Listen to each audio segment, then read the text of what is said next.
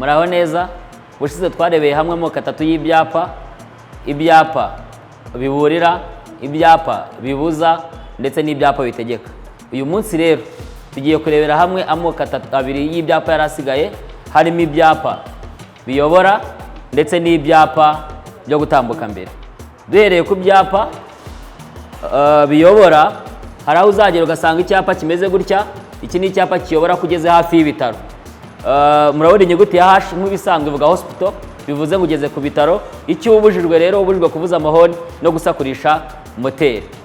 Hanyuma dufite n'ibyapa byo gutambuka mbere, aho uzabona icyapa kimeze gutya kivuga ngo ni ugutambuka mbere y'ibinyabiziga biturutse aho ujya.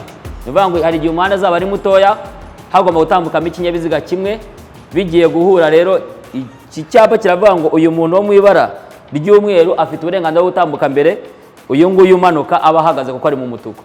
Iki cyapa rero kivuga gutambuka mbere y'ibinyabiziga biri guturuka aho uri kujya.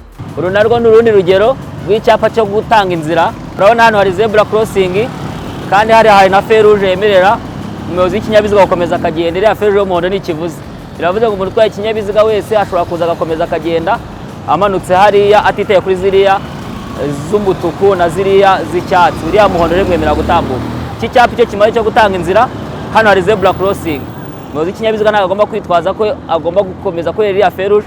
Yageze hano atanga inzira, arahagarara agatanga inzira ku banyamaguru ngabo bariya, bamara kugenda nawe agakomeza kugenda. Ni kimwe n'ibinyabiziga bigera mu muhanda munini biri guturuka hariya, abagomba kubireka nabyo bikabanza bikagenda, hanyuma bagakomeza kugenda.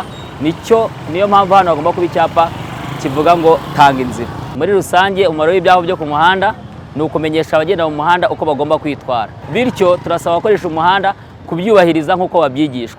Gerayo amahoro.